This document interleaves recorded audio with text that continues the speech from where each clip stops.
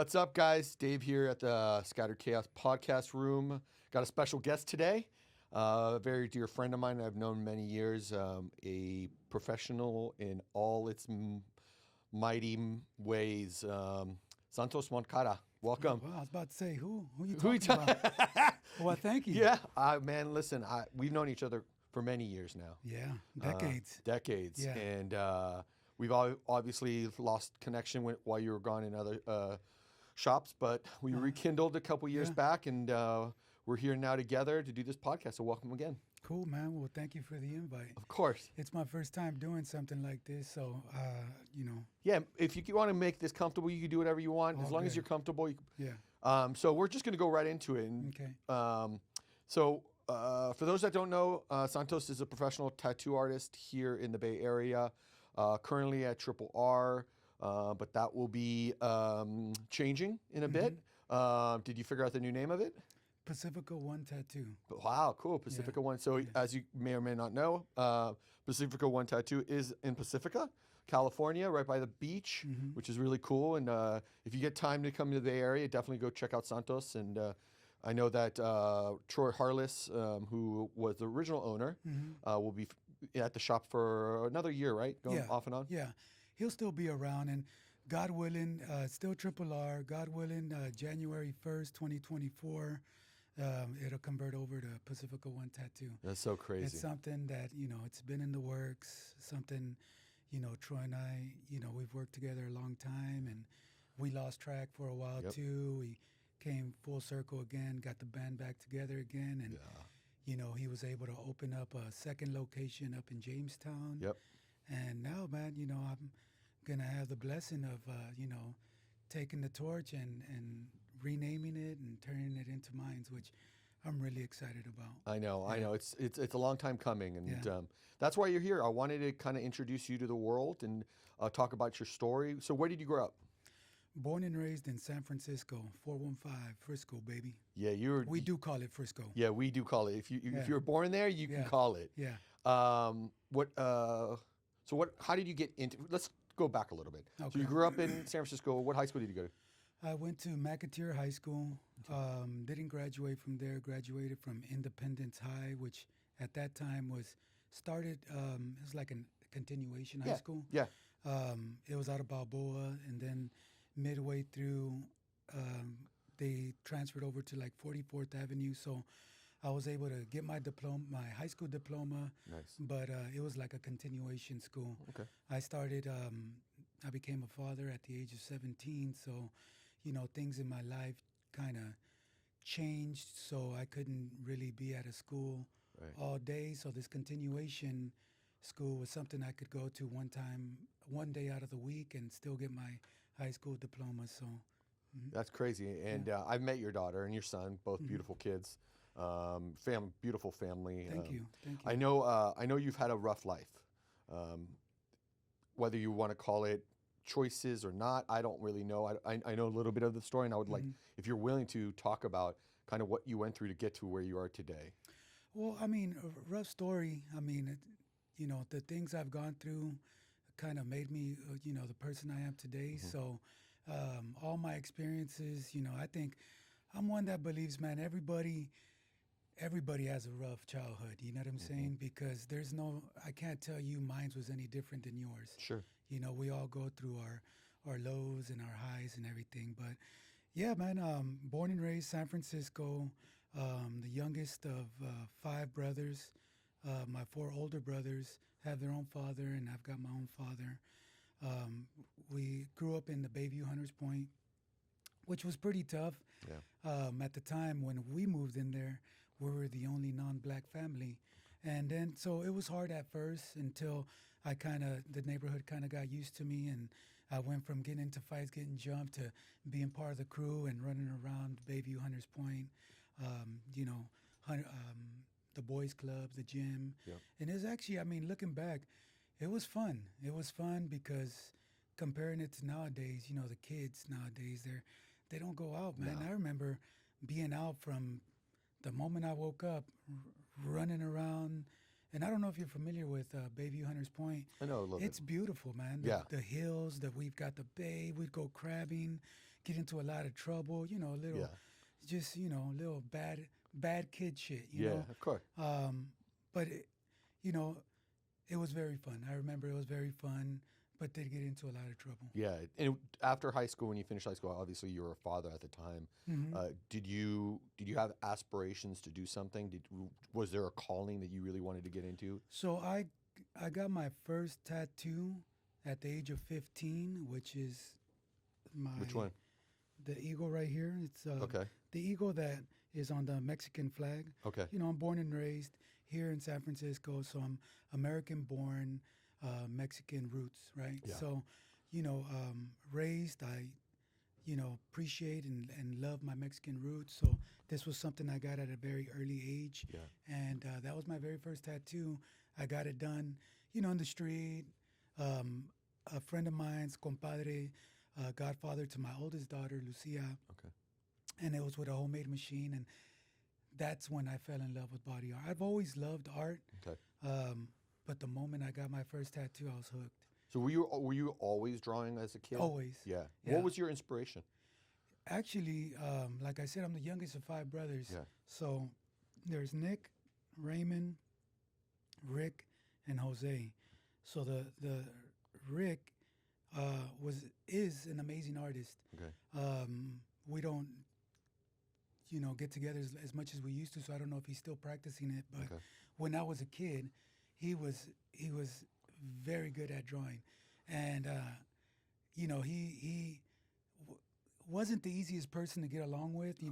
Brotherly Yeah, of course. rivalry and shit like that. But For sure. he'd do his drawings and he'd hide them under his mattress. Really? And he thought I didn't know. So, he thought nobody knew. Okay. So I would sneak under his mattress, throw the Playboy out the way, right? And grab the drawing. I'd steal the drawing and then I'd trace it Okay. and then put it back. Well, I was a kid, so I'm sure I fucked this shit up. I mean, sorry. I You don't could know if swear I'm- all you want. I don't Okay. care. I'm sure I, ruined his drawings. He'd come home, kick my ass, and tell me not to, touch his shit. But I think that's where my love of art came from, was seeing him draw Okay. and how good he was. How old were you when you started drawing? Do you remember? 7, probably 7. Wow. Yeah. Mhm. Okay. And you did say you kind of grew up on the streets. Mhm. Yeah. And did you ever use art as a way of like trying to keep yourself out of trouble? Or were you just doing it for fun kind of thing? No, I was just doing it for fun. I never really got graffiti was really big in San Francisco it back was. then, but me being Mexican American, Latino or Hispanic, whatever you want to call it, background, there was 2 ways. You were either going to get into gangs or you're going to get into, in the street one way or another, you Right. know. So I never got into graffitiing Okay. because that was like, just taggers hitting up a wall. Well, Right.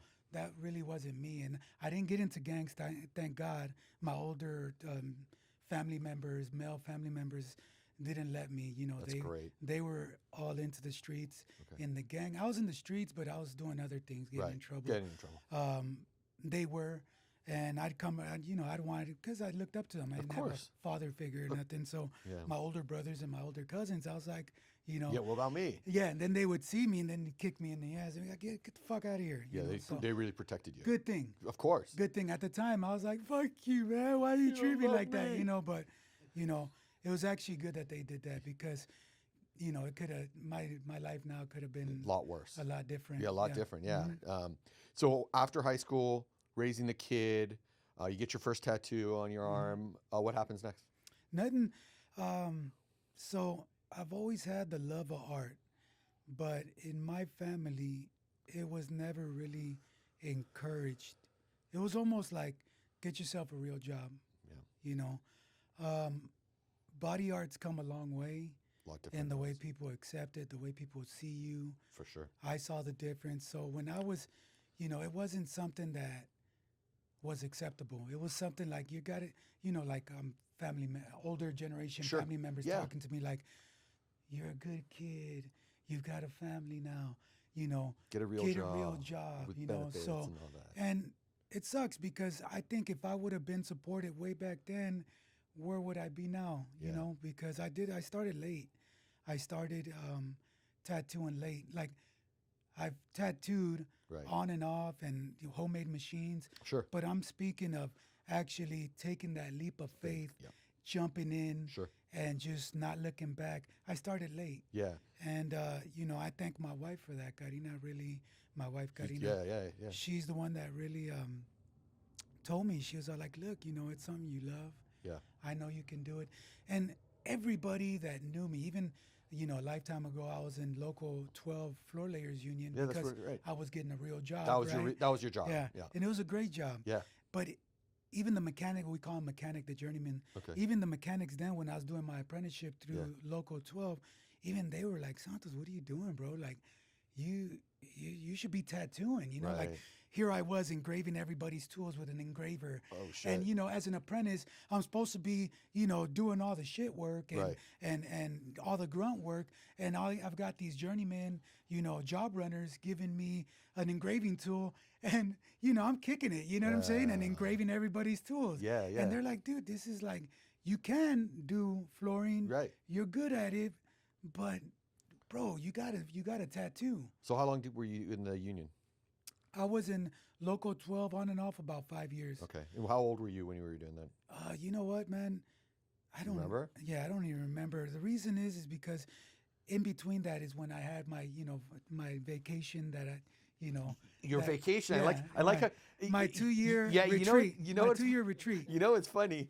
Dave downstairs says the same thing as a vacation or retreat. You, He had you it say long. vacation, or you say, a lot of people say university, Yeah.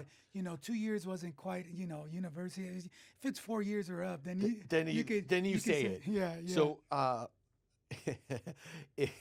I'm laughing really loud because I know what you're talking about, and they're probably what's like university vacation. It's a place where you go, you better yourself, you do self Reflection. and then you think about, you actually have time to think about what it is you're gonna do when you come home to your loved ones. That's what. Yeah. That's what that The only is. the only problem is there's a door lock that you don't control. Yeah, it sucks. There's you're told to do and not do When to things eat, when to you wake want up. Yeah, but it's actually, seriously speaking, it's not something that I would want. It sucks. Be having to go and lay down for a minute. Because of dumb choices or bad choices you make in Yeah. life. It's not something I would want for anybody, but I do believe in my situation, Sure. it really helped me out. Can we talk a little bit about your experience there? Yeah. You good with that? For those that didn't catch on, Santos spent some time, you were in San Quentin, is that correct? For 2 years. I don't know the reason why, and I don't really give a shit about the reason why, but what was the experience like for you? Well, it's kind of like, I always compare it to a rough high school play yard, like lunchtime. Sure. During class, you're in class, whatever. Right. At lunchtime, you've got the schoolyard. Yep. And you've got everybody in In their their corners, section, right? yeah. So that's kind of what I compare it to, but just, a little meaner. Yeah. Just a little bit. Yeah, Just a little meaner. Yeah.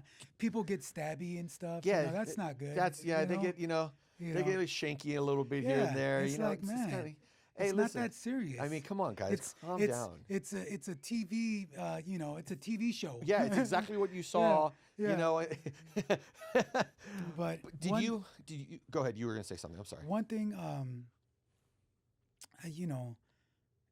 one thing I've always thought was, it sucks, having to go and do time, but like I said, it was a learning experience for me. I think it helped me because in there you've got programs that help you better yourself. They got anger management, parenting, and I took a lot of those programs. That's and like awesome. I said, man, it really helped me out. Now, it did start, I started doing it so that because it helps shave time off of your sentence. Right. Right. So, but in the end, I think it really helped me out. That's awesome. So And then I realized that we do need there is a need for incarcerations because, I ran into people that they've got no business being out here right.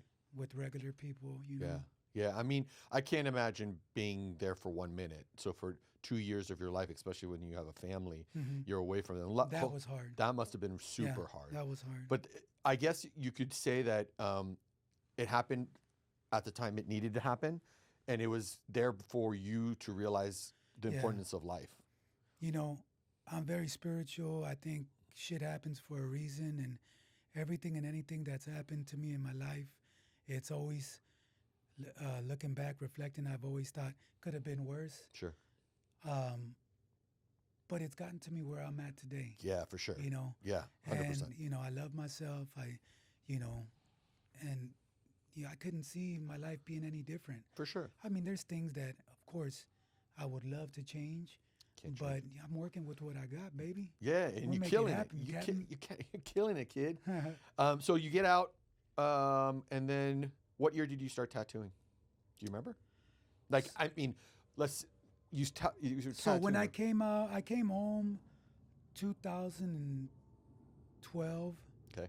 And I went back to the union. Okay. Because, getting out, they want to make sure you're productive, to society. Yep. So I got my job. I had like a 3-year parole. Parole. You get parole. For sure. You have to check in with a parole officer and everything. And I think at the time my parole was 3 years.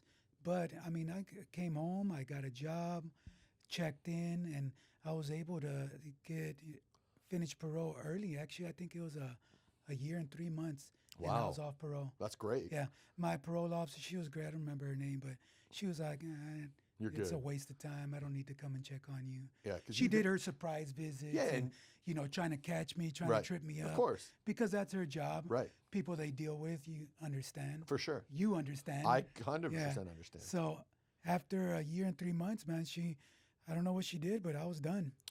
When did you first meet Troy? Do you remember? Yes. So the first time I learned of Troy, I thought he was Chicano because he was from SoCal. Right. He is, Yeah, you were born and raised down there. Yeah. Well, he lived there a long time. Yeah. Yeah. And that's where he started tattooing out of Whittier, out of body art shop. So I didn't know Troy. I knew his flash. Okay. And his flash at the time, for me, was the sickest shit out there when it comes to Aztec, black and gray. Right. Now, Troy's the type of artist, he's multi-talented. But when I met of him was when we were talking, when I saw the flash at a tattoo expo. Okay. And I thought, man, this fucking flash is sick, right? Right. So I was asking around, come to find out, he's a white guy. Yeah, he's a skinny-ass white guy. And at the time, he was rockabilly white. Yes, he was. And it's a trip. It's just, his style was just badass. And, like I said, his Aztec work, that's what he was known for. I don't think he had any other flash other than Aztec. Right. And his flash at the time, you could see other badass artists from SoCal now that you can see the similarities. Yeah. Troy will put out a set of flash, and then, 3-4 months later, other well-known artists would put out a set of flash, and there was a lot of similarities. You know what I'm saying? He was really good. Yeah. So that's how I learned of Troy. Then I just happened to stumble into DC Tattoos and talking to his younger brother, Jason. And then I was asking, I was like, man, there's this guy. I think he had a set of flash. And I was like, this guy right here, man, I'm trying to get a hold of him. I'd like to get some work from him. He's like, that's my brother. I looked at Jason. I was like, no, that's not. We're talking about the wrong. And he goes, no shit. That's my brother. So that's how I think at the time Troy was he was coming up one weekend a month from SoCal, from Whittier up to DC Tattoos in Daly City. Okay. I set up an appointment, and the rest is history, man. I met Troy, and from there on. What do you remember when that was? I want to say 25 years ago. Fuck. Yeah. That is crazy. Yeah. You guys have a long history together. Yeah. So then you were getting tattooed by him. Were you already tattooing in a shop? No, Okay. no. So at that time, I was just a collector. Okay. The tattoos I had gotten and the tattoos I had done was all with homemade machines. Okay. So at that time, it was just something that I was a client, paying client. Yeah, yep. When did you decide to take the leap of faith and go for it? Troy's the one that actually. So I started getting sessions from Troy in Daly City Okay. at his younger brother's shop. Then from there, Troy opened up his own shop in San Bruno, Triple R Tattoo, Yeah, the on original El Triple Camino. R Tattoo in El Camino, which is where I met you. That's where we met. And that's when I was heavily getting tattooed. It was like every week. Yeah. At the time, I was messing around in the streets. I had excess money, so Yeah. what I was doing is I was getting tattooed. Yeah. Every week I was there, either with this side or this side or this leg or that ass. Right. Somewhere. Right. He was tattooing. So me and Troy really got to know each other at that time, and he was just starting off, and it wasn't easy at first. It was, he started off bare bones. He Yep. had the shop. It was a big open room, and I don't know if you remember it back then. I do remember.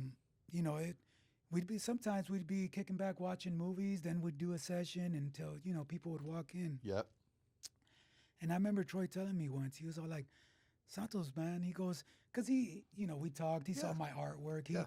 He saw the passion that I had for arts, and he's all like, "Dude, you gotta stop fucking around, man. Like, what's up, man?" He goes, and he didn't formally tell me. He goes, "Man," he goes, "any day you want to take tattooing serious," he goes, "come start hanging out." He goes, "I'll apprentice you 100%. That's dope. And I was like, "For reals?" And we just left it at that. And then I just started showing up, and yeah, And that's how it started. So 25 years ago. Hmm. Crazy. Well, that was the first time yeah, around. you met him. Yep.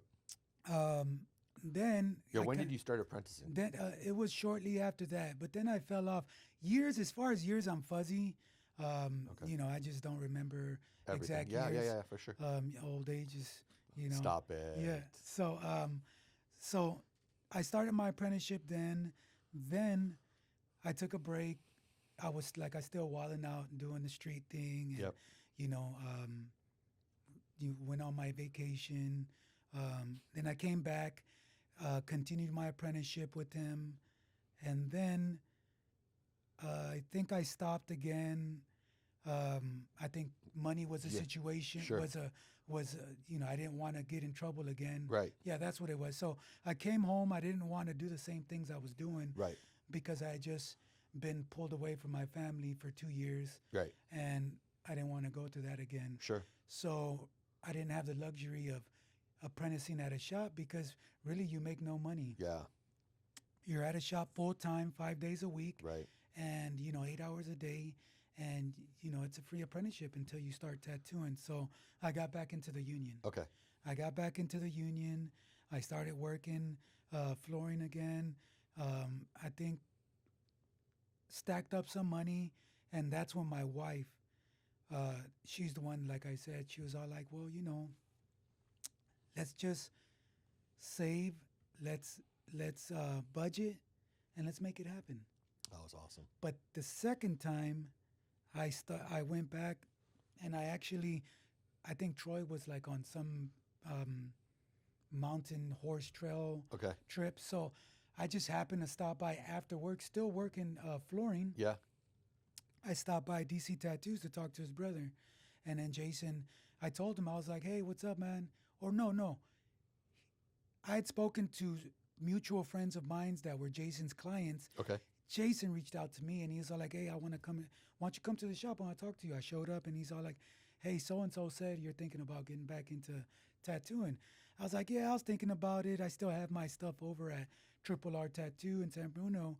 And then that's when Jason invited me over to DC. Okay. And that was my second attempt at my apprenticeship, and that's when I finished it. Okay. And how long is an apprentice?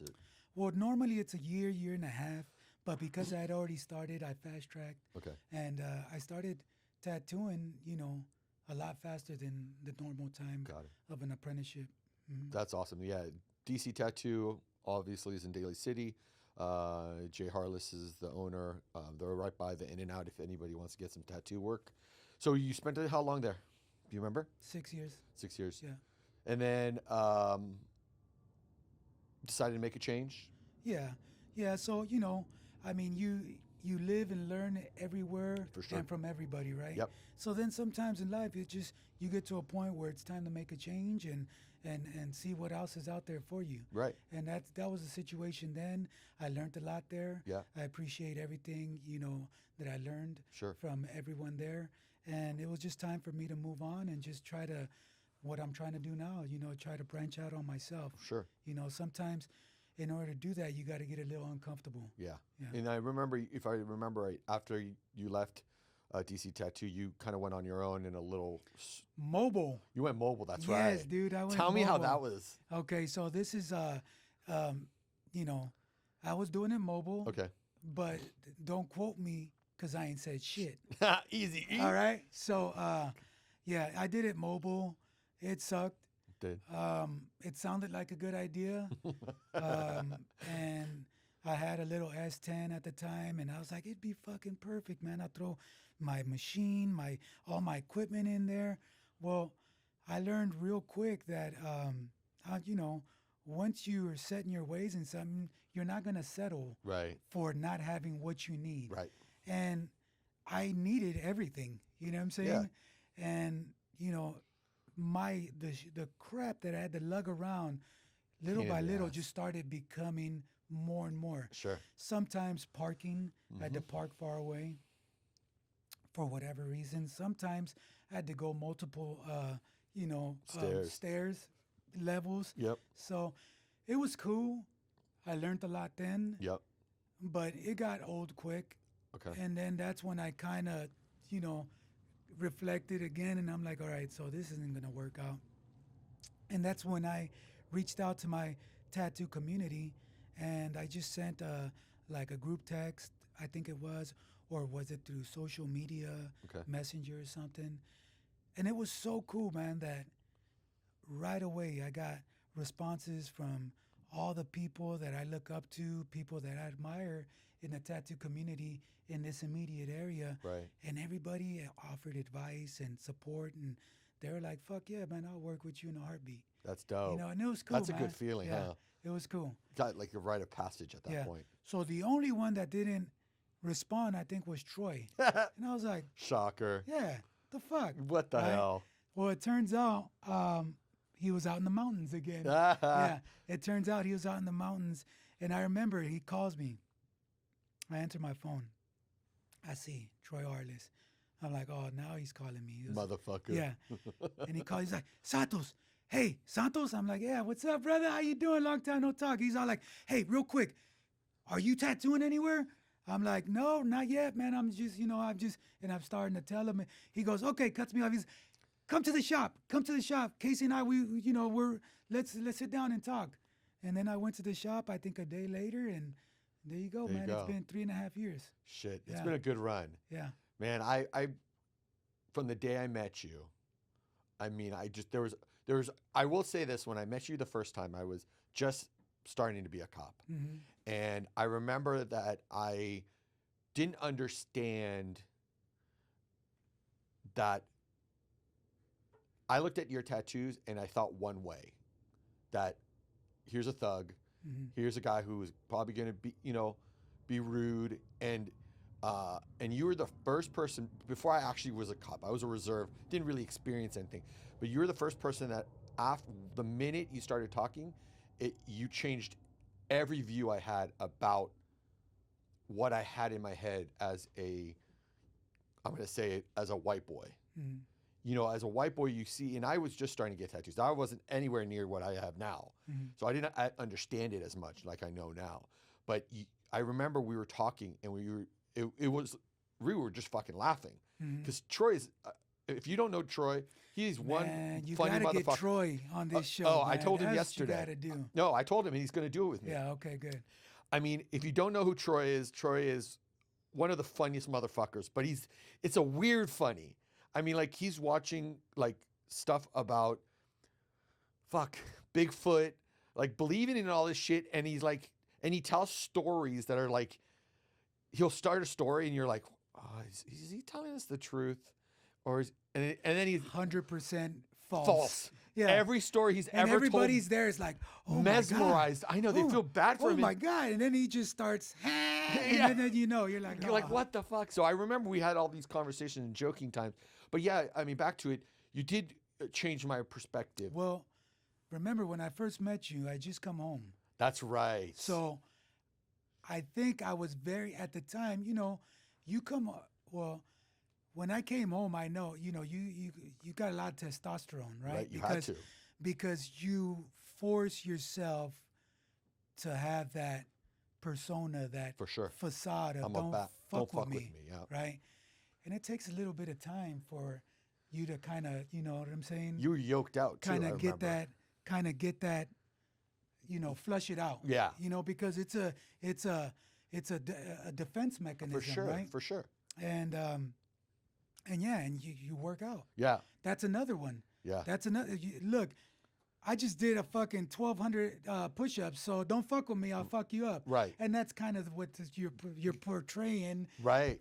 When Outwards. people see that, right? Yeah. They're like, God damn. And then you add the tattoos. That motherfucker's been doing fucking push-ups. I went to breakfast, came back, and he's still doing push-ups. He hasn't stopped. Yeah, he hasn't stopped. Yeah. I mean, I remember the days, and we would just sit there and joke. And, obviously, I've been going to Troy for, I think we're going on 18 years now, 17 years I've been going with him. I know when he opened San Bruno is when I basically got with him. So what's 17 minus 23? I don't know. What is that? Yeah, we're talking 05. 05? 06. Okay. Yeah. All right. Yeah, something like that. I think it was 06. So, yeah, because I was a cop in Burlingame when I was already tattooing with him. Yeah. And so because I went away 09 and came back 12. Because I met you. Those I remember. Those dates. Yeah, you remember that they're shit. No fucking etched in my brain and because shit. I met you before you went in, and then Yeah. you were gone. And then you saw me after. Then I saw you after. Yeah. Right. And see, because I just remember the periods of time I was around you, and just you carry yourself, even to this day, you carry yourself with this like aura of love. I don't know how to explain it other than aura of love. I mean, you don't even need to know you, and you have this like caring, you respect everybody. Oh, yeah. You love laughing. You love singing. Maybe not the best singer in the world. Yeah. Well, what you talking about? Yeah, in my mind, homie? In my mind, I fucking kill it. You're not Adele. Calm down, all right?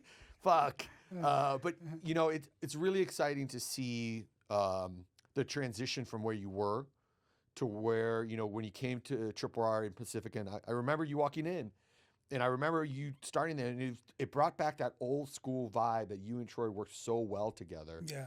There's something to be said about a partnership that works. Yeah, it does, man. We work very well together. And I think when he reached out, like I said, he was the last person to reach out. And, I was like, what the fuck? This fucker hasn't answered, or he hasn't said nothing. And it was a kind of, it wasn't something planned. Some people think, Right. I planned to go back to hook up with Troy again. Sure. It wasn't. Right. I didn't know what I was gonna do. Right. But I knew I wasn't gonna quit tattooing. But when Troy reached out, when I went to go and talk to him, it felt right. You know That's what I'm saying? awesome. Yeah. It felt right, and I knew what to expect from Troy. And like I said, 3.5 years later, man, we're fucking, dude. It's like we get along very well. Yeah, I agree. I mean, the connection, you could totally feel it when you're not there. It feels weird. When he's not there, it feels weird. Yeah. So it's really nice to see that kind of connection. And it's hard because you work with somebody and you get along very well. We're trying to get somebody else there at the shop, and it's hard because then it's like, we're comparing it to Troy and I that have worked together for years, and it works so well. Okay, well, that's not how it's going to be with a new person, but we kind of still got to have to find someone that energy is going to line up. You know what I'm saying? You don't want to Because bring somebody in. all it takes is one person, throw them into the mix, and it just really fucks the dynamic up. You know what I'm saying? Fucks I call it fucking around feng shui. Yeah, Feng feng shui's shui. all fucked The up. feng shui. Yeah, don't fuck up my feng shui, man. So I love it. that's what we're looking for right now is trying to find somebody and you know, hopefully. Yeah, you'll get. Obviously, both of you guys have a lot of relationships, and you guys are well known in the Bay Area for your tattooing. So, a little bit about your tattooing. What's your strong point? What do you feel like is like I'm the best at? Well, I don't feel I'm the best at anything. I enjoy black and gray. I enjoy doing fine line. I like the challenge of fine line Okay. because I do a lot of script. And, any tattoo artist starting out, the biggest challenge is going to be getting that line straight, Yeah. getting that fine line straight. And it seems like in the last 8 years, 10 years, Pinterest has really fucking brought us challenges Really? by bringing all this fine line artwork, which is what everybody loves. Right. Everybody likes. Now, not all designs from Pinterest, I explain to potential clients and existing clients, are meant to be successful tattoos. Right. But I walk them through the process. Sure.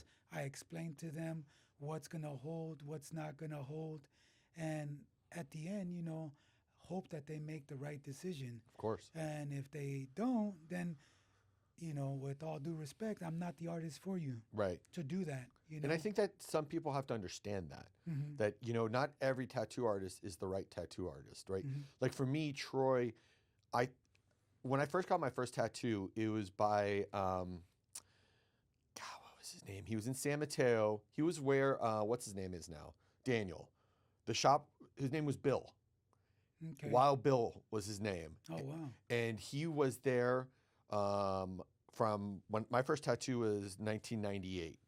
And I remember going to him, and then he went up to Sacramento to Folsom Ink. He started Folsom Ink. And the journey up there was just a pain in the ass. And so one day I walked into Triple R because I lived in San Bruno. Mhm. And ever since then, for me, Troy has always made me feel comfortable Mhm. in the sense of like, I didn't need to tell him what I wanted. I gave him like a very brief thing, and then boom, he created it. And me being a former art student, I knew I was more graphic design, so I knew what I didn't like. And I knew what I wanted color, because color looks best on me. Mhm. And then Jake started tattooing. Mhm. Jake did a piece on my chest. And then just recently, you did my fingers. Yeah, we gotta finish. We got to those. finish. Yeah, those. Yeah. Yeah. That's the problem. It's just the hand is always. Fingers, hands, Yeah. feet. Yeah, those things. And we talked about that. Yeah, I knew that. Yeah. But it's for me. I need to trust the person Yeah. if they're going to tattoo me. And obviously, I trusted you. Thank you. I appreciate and the that means trust. a lot. And I think that's important. It does mean a lot. Yeah, you know? and that's important. Rodrigo came to me one day and was like, "I think I want a tattoo," and I'm like, I was like, "What are you talking about?" Because he knew I was going almost every week to see Troy, Mhm. and then you guys met, right? Yeah. And then it's that same thing. It's like he felt that, dude, this guy's solid. I could trust him. Yeah. And I mean, he's got a beautiful phoenix on his arm. Man, Rodrigo. No, what can I say, man? My brother. Yeah, He's already talking about another one. Yeah, I know. He's talking about his right ass cheek. I'm like, whoa, Whoa. that's gonna bring us closer. Wow, that's gonna be. That's going to dive into a relationship. We can do. I don't know. My imagination is flying. Like I'm thinking, we can What do kind of- what- one wing on each side, so when Like he's it would- running, it's flying, flap- right? flap- Like, oh, that- I don't know. I mean, what? The possibilities are endless. Oh, dude, can you imagine Rodrigo with his ass cheeks? It's like flying No, like. I know. I don't want to imagine. Now you went too far. Now I went. Did I push the limit? Yeah, I think I crossed the line. Sorry. Don't cancel me now. We're having fun finally. So you talked about you like black and grays line. What else do you like? Well, I mean, Are you one of those artists that's like, give me the challenge, I'll figure it out? yes, Okay. but with Troy, and which is funny because Troy and I, no lie, we were just talking about this today. He was having a client that was coming in that had this gnarly ass fucking tattoo that Troy's getting covered up, Okay. right? And we were talking about it today, and I told Troy, I was like, man, the cool thing I like that we take on these challenges that a lot of artists pass on. And now that's, Nothing bad on them. nothing bad on They just them. choose not to. They choose not to fuck with that piece. Sure. Where in the 3.5 years that I've been there, Troy and I, we do it all the time. Yeah. Now, it's not going to look like the best. Mm-hmm. It's not going to look like if it was open canvas. But number one, like, you're helping this person out with this fucked up hammer tattoo. Right. And then you finish, and then you give them something cool, and then they're like juiced. I know. I've had a bunch of my stuff covered and fixed and stuff like that. So, yeah, man, it's good to be able to, take on those challenges and do it. Yeah. I do like that challenge. That's awesome. Couple more questions. So, what has been your most favorite tattoo you've ever done? My most favorite tattoo. One that you think back, you're like, fuck, that fucking thing came out better than I thought it was going to be. Or do you just, because I know you're a perfectionist. I know that. And I know you. One that, and it's a trip because it was in San Quentin. Okay. You're not supposed to tattoo in Of course San Quentin, but I'm an artist. Right. I can't help myself, folks. That was college, university. Yeah, That's what he was talking about. Yeah. So, and that's why my wife told me, she said, look, you were tattooing in San Quentin. Like, why would you not tattoo outside out here? You know, you're putting yourself at risk. Obviously, you have passion for it. Sure. Going back to what you asked, the one piece that I did, I was at the firehouse. I paroled from the firehouse. I was fortunate enough to make it to the firehouse, and it was on a fireman inmate. Okay. It was 16 of us there. We had 16 of us. We at the firehouse, active firehouse with two fire chief, one fire captain, one fire chief from Rio, from out here. Right. We're just playing. Right, you were playing role. fireman. Yeah. So one of the inmates, I did a whole, I think it was a half sleeve up into this right here, and it was all Aztec. And that, when I finished it, I remember thinking, "Fuck, man, That's I dope. love this shit." Yeah. Because it was a piece that he just let me run with. Yeah. He was like, "Look, you know what? I want an Aztec serpent. I want an eagle. I just do it. Do whatever design." I took a measurement of them and I created this design, and it was a homemade machine. Fuck. You know, there, and little bit at a time, and we had time. So it was, every Saturday after dinner. Really? That was our tattoo time. Okay. And other times whenever we had the opportunity. Did you do a lot of tattoos in show? Yeah. You did. Mm-hmm. Kept you out of trouble. Well, I mean, that potentially could have got me you in into trouble, but we did get caught once. But the CO at the time, they know Who's doing what. Who's doing what? Right? Sure, for sure. And this guy was super cool. He knew we weren't fucking around. Right. Prison's prison, man. Yeah, like, dude. you're in there because you don't follow the fucking Rules, yeah. We don't, you're You're not going to follow the rules in there, too. You try slowly, to, but yeah. sometimes, come on, man, there's some rules that you got to be a fucking rebel. Yeah. We're fucking rebels. Yeah, you know you're in what I'm fucking saying? jail. So, You're in San so Quentin. we're tattooing. We're consenting adults. We're tattooing each other. Right. I have the ability to do it. You've got the skin, and you got the cup of noodles. Fuck it. Let's do it, right? the top ramens. And this one time, we're supposed to have like some guy watching. Okay. There was a guy posted up watching. I'm tattooing. My bunkie on top. He's looking. So, mind you, we've got two fucking lookouts, And right? you still got fucking caught. Two lookouts, me and my client. And I've got my whole setup. And because of shop stuff, I knew what a proper setup was. Right. And I was able to get everything I needed. I'm not talking about jailhouse tattooing. It's fucking dangerous. Don't do kitchen or jailhouse tattooing unless you're getting it done by a professional. I wasn't a professional at the time, but I knew pretty much the setup. Right. And I knew to take care of myself and make sure to cross-contamination as much as you can there. trust me, I did as much as I could. Right. So when the CO came, he came. We're laughing. Somebody said a joke. We're all laughing. Imagine, just picture, where I'm like, I've got the machine in my hand. I'm tattooing the guy's back. It's like the Grim Reaper across his whole back. That was a badass piece too. Dude, It was the Grim Reaper across his whole back. So just imagine, I'm like with the machine, I'm like, ha, ha, ha. The guy I'm tattooing is like, ha, ha, ha. My bunky's like, ha, ha, ha. The fucking lookout. Everybody's laughing. And then we stop, we look, and the CO's standing right there. It's like, at that point, you can't even throw shit. A lot of times you're like, you can't. You're fucking caught with your hand in the cookie jar. Yeah, right? fuck yeah. So he sees us. Okay. And he's all like, the fuck's going on here? And he's walking in there and he's like, oh, you guys fucked up. Right. Fuck him. Well, at the time, I didn't know, is he fucking with us? Is he not fucking Right. with us? We're doing something we're not supposed to. Right. Potentially, that's 90 days. Potentially. Right. You know what I'm saying? Yeah. But like anything, you've got some pull and give. Talking, You know yeah, what I'm saying? yeah. But if you're a dick, I imagine they'll throw They'll you fuck the you, 90 throw days. you. Yeah, You for know sure. what I'm saying? But like you say, I respect. I always respect. I expect respect in return, but I'm always very respectful. Yeah. And that never changes who I'm with or where I'm at. Yep. And I've seen it. And it's helped me. Yeah. So, we're just like, fuck, we're busted. Right? Like little kids. Then he looks around. He's all like, he's looking, and he's all like, "You tattoo outside?" I was like, "No, but I've gotten tattooed." Yeah.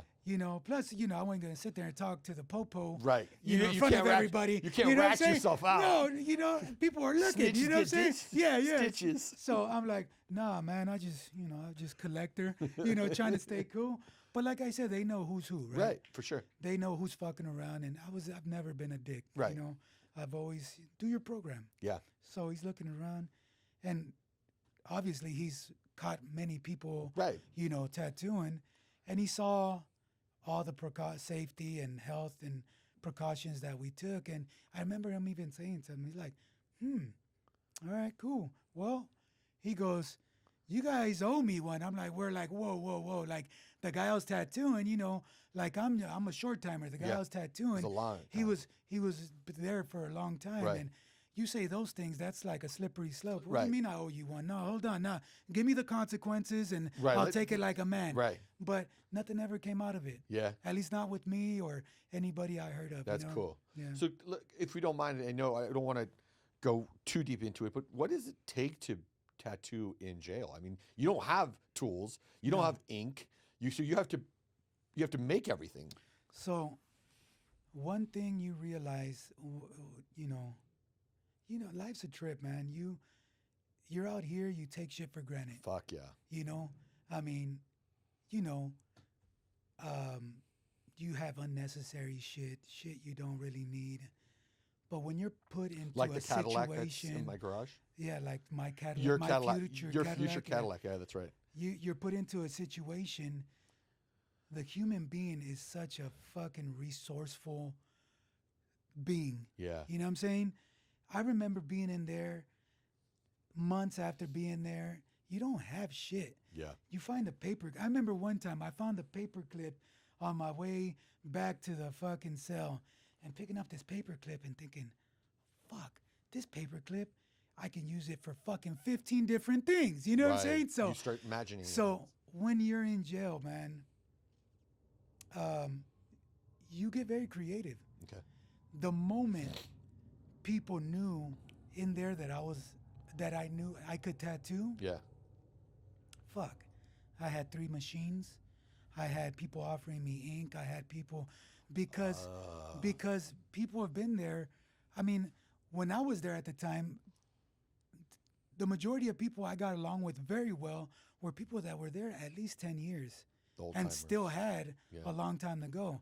So, I mean, fuck, for them, they're like, oh, okay, this guy's a tattooer. Let me get some. And they, inmates, Rule they the don't fuck. run the prison, But but they they run the control it. prison. Yeah, they do. You know Yeah, what I'm they saying? control it. Yeah. Obviously, they can't do whatever the fuck they want, but, Right. they have a hand in everything. Right.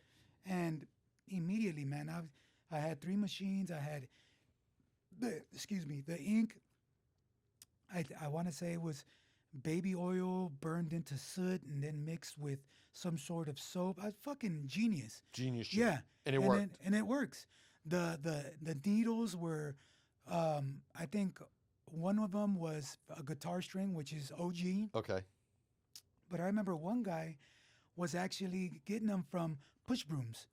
Push brooms, you know, the hairs on the. Well, in order to hold them in, Okay. there's little like needle Oh, things. shit. Yeah, yeah. So there's, like I said, man. People are very resourceful Yeah. when they need to be. Yeah, And yeah. it's interesting because you say this because, you know, a lot of people on the outside and people that haven't dealt with people who have been in the inside, they just look at them and say criminals, Mhm. but they're people, one, and they are smarter than they think they are.